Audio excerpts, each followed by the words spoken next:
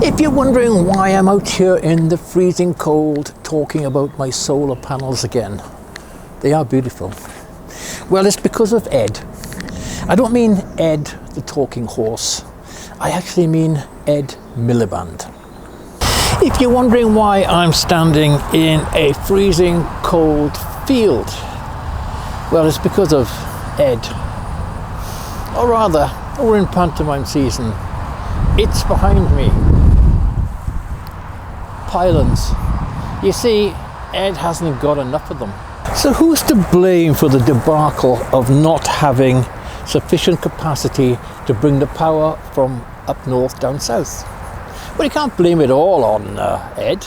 This is not a new problem. However, the race to build more and more wind farms up north without having the means to get the power down south, that's a fairly recent thing, and it's ongoing right now. So on a freezing cold day here in Staines, it's okay, the wind is blowing in Scotland and the north of England. The turbines are spinning like crazy. There'll be no shortage of energy. Problem. The cables aren't big enough. They can't get the power down here.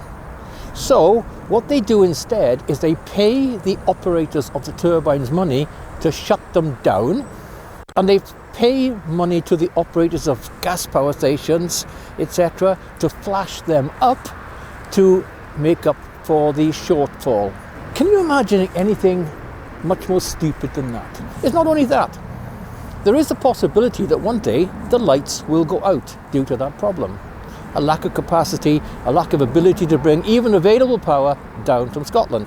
To put the infrastructure in that's necessary will cost 90 billion. Ed Milliband and Starmer and the other liars said, vote for us and your energy costs will go down by £300 a year. Liar, liar, pants on fire. Since I got into power, energy costs have gone up by 18%. They're going up again in March. And to cover for the 90 billion, we're going to be charged an extra £108 a year, also in 2031. And let's be honest, it's going to be worse than that. Now, Rachel said she'd given us £150 back. She's going to reduce costs by £150. As I said in the previous video, great, they've taken some money away from the electricity companies. No, it's coming from taxes. So we've paid for it in the increased taxes in her budget anyway. So who is hardest hit by the high energy bills? Well, pensioners and people on low wage, people with disabilities, etc. We have a standing charge, which is basically paying for the distribution system for the gas and electricity. Do you know that comes to £28 a month? So before you turn on your cooker, before you turn on a light, you're already paying £28. Now, who does that affect the worst? Is it somebody living in a mansion whose electricity bill is, I don't know, £3,000 a month? Well, £28 as a proportion of that is very small. If it's a pensioner, person living alone, heating one room with a small electric fire, maybe their bill would be £100 a month. £28 is a big percentage.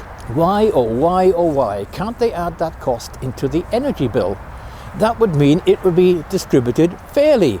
I just don't understand it. Now, there are going to be more green subsidies. Ed has been spending a lot of our money in his rush to net zero by 2030. It's not going to happen, Ed. Anyway, he's going to be given another £1 billion towards that. Our money. Now, excuse me for consulting a piece of paper here, but I can barely believe these figures. Did you know that on your bill, your energy bill, 29% is for the actual energy. 25% is to pay for environmental and social obligations. 24% is for the network costs. 16% is operating costs. 4.7% is VAT, another tax that goes to the bloody government. So let's go back to my garden and my solar panels. I'm desperate to go off grid. I am absolutely desperate to reduce my reliance on the national grid. They tell us it could go off at any time. They promise us it's going to be cheaper, it's more expensive.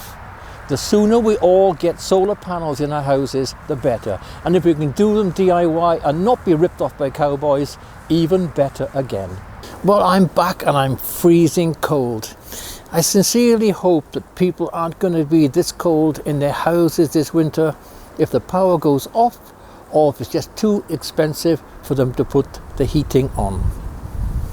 Ed Milliband thinks that energy security is stopping production of oil and gas in the UK and buying it from somewhere else. Never mind the loss of taxation, never mind the loss of jobs, it is a loss of security as well. In retrospect, maybe Ed the talking horse would do a better job.